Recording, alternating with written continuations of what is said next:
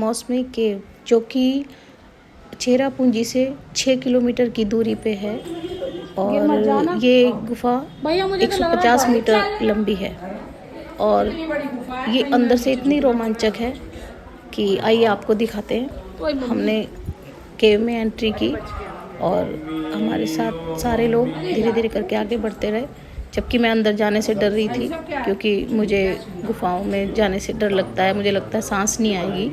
लेकिन फिर भी दीदी ने बोला कि नहीं चलो चलते हैं और आगे चले, तो मैं दीदी के साथ आगे हिम्मत करके बढ़ गई। और ये हमने गुफा में थोड़ी सी आगे जाने के बाद ये एक ऐसा पड़ाव आता है जहाँ दोनों तरफ पानी का स्रोत है, कहीं से है पता नहीं।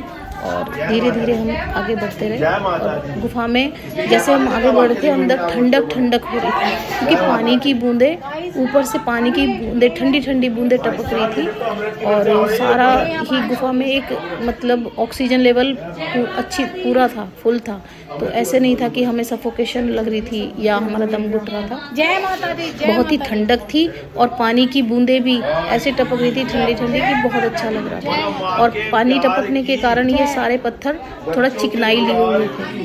देखिए मैं डरते डरते थोड़ा आगे बढ़ रही थी और आप सबको भी दिखाती हूँ। ये देखिए आगे सारे लोग हैं और जितने भी पत्थर थे या कुछ भी था, पानी की बूंदें ऐसी नहीं थी कि कहीं ना टपक रही हो, हर जगह पानी की बूंदें टपक रही थी और बहुत अच्छी पॉजिटिव वाइब्स थी। हम धीरे धीरे करके आगे बढ़ते रहे क्योंकि कहीं संकरा रास्ता था, कहीं कुछ था। तो धीरे धीरे हम लोग आगे की तरफ बढ़ने लगे और ये देखिए प्लेन पानी टपकने के कारण और ये सारी लाइन आगे लगते हुए देखिए केव ऊपर से कितना सुंदर। कहीं ऐसे लग रहा था कि पत्थर ऐसे लटक रहे जैसे पेड़ों पे लताएं लटकती हैं और जिधर भी देखो उधर ही बहुत सुंदर नज़ारे, बहुत ही प्राकृतिक चित्र इस तरह से लग रहा था कि बने हुए हैं गुफा में नेचुरली, प्राकृतिक तरीके से ऐसे बना हुआ था। देखिए पत्थर अपने आप ही क्या आकृति लिए हुए हैं, ये देखिए कितना सुंदर, कैसी आकृति ये लिए हुए हैं। ऐसा लग रहा था गुफा में एंट्री करने के बाद कि जैसे कोई साधु महात्मा कहीं पूजा करते हैं या तपस्या करते हैं तो एक ऑरा उनका जो आ जाता है, उसी तरह से एक ऑरा गुफा में आया हुआ है। और ये देखिए ये कुछ ऐसे लग रहा था जैसे नीचे की ओर कली लटकती है और उसमें से पानी टप टप गिर रहा है। तो ये बड़ा सुंदर जाते हैं पत्थर, देखिए पानी की बूंदें ऐसे टपक रही थी इसमें से। कहीं लग रहा था कि शेषनाग जिस तरह से फन फैलाए हुए होते हैं उस तरह से ये लोग, ये सारी आकृतियाँ लग रही थी। आगे रास्ता थोड़ा संकरा हो गया था जिस कारण से हम लोग नहीं निकल पा रहे थे। तो बंसी भाई ने बताया कि आगे रास्ता संकरा है तो धीरे धीरे करके निकलेंगे। अपने मन में मुझे तो वैसे भी डर लग रहा था थोड़ा कि आगे कैसे निकल पाएंगे, लेकिन ये धीरे पानी का सोर्स और देखिए बूंदें टपकती हुई साफ दिखाई दे रही हैं। और ये देखिए पानी का सोर्स कितना प्यारा ये प्राकृतिक दृश्य है, देखिए कितना सुंदर। ये देखिए जैसे पानी की बूंदें टपक रही लताओं से, जैसे पेड़ों से पानी टपकता है ना बारिश होने के बाद, उस तरह से। धीरे धीरे ही निकल पाएंगे और लग ही नहीं रहा कि ये पत्थर हैं, पत्थरों पे ये आकृतियाँ बनी हुई हैं। इतना ऑरा था ना, इतना पॉजिटिव ऑरा था इस गुफा में कि मतलब बहुत ही सुंदर। और ये देखिए फिर हमें इस पत्थर के ऊपर से जाना था क्योंकि एक एक करके यहाँ से लोग निकल रहे थे थोड़ा डिस्टेंस पे। फिर मैं थोड़ा आई, मुझे डर लग रहा था कि कहीं गिर ना जाऊँ और कैमरा हाथ से ना छूट जाए, लेकिन एक दूसरे के साथ से हम लोग आगे निकलते गए। और ये देखिए जगह जगह लाइट्स भी लगी हुई थी अंदर गुफा में और ये हम धीरे धीरे करके आगे की ओर बढ़ रहे हैं। और बड़ा सुंदर, बहुत ही सुंदर। ये देखिए कितनी प्यारी गुफा है।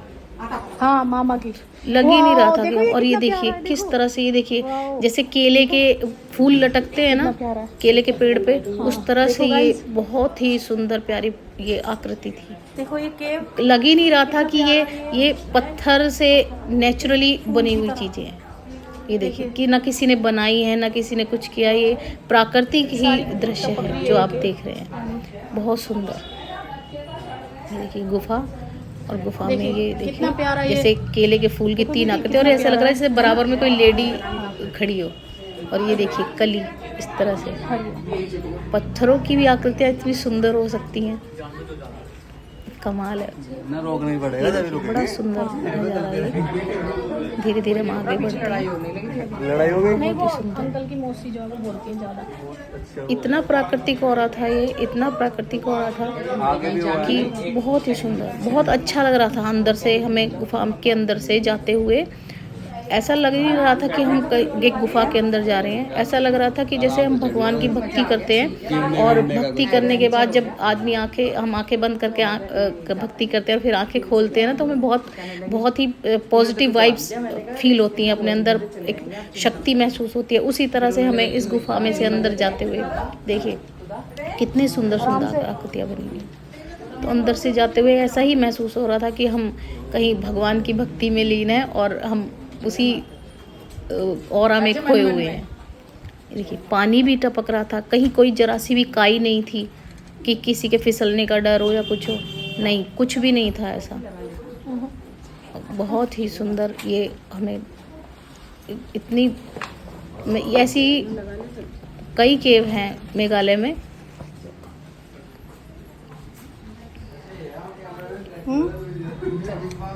यहाँ से कैसे आएंगे? बहुत सुंदर। ये देखिए इधर उसको बुला लेना। मैं थोड़ा सा यहाँ से संकरा रास्ता था तो निकलने में थोड़ा प्रॉब्लम हो रही थी, तो इसीलिए फिर ये बंसी भाई मुझे लेने आए और इन्होंने मेरा कैमरा पकड़ा।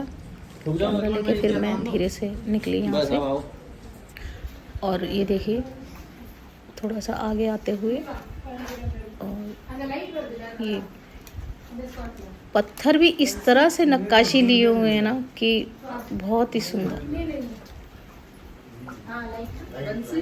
बहुत ही सुंदर। चेरापूंजी में ये बताते हैं कि करीब मतलब 15-20 से ज़्यादा ये हैं केव्स हैं इस तरह की, और ये नेचुरली पानी गिरने से इस तरह से ये पत्थरों पे आकृतियाँ आ गई हैं जो बताते हैं। और फाइनली हम ये गुफा के बाहर की ओर निकल रहे हैं और हमने अच्छे से आपको भी गुफा के दर्शन कराए और ख़ुद भी किए, और हम धीरे धीरे आराम से बाहर आ गए और मेरी सांस में सांस आई कि हाँ हम फाइनली बाहर आ गए हैं और बहुत अच्छा लगा। ये देखिए गुफा के बाहर का नज़ारा, और बहुत सुंदर केव थी ये।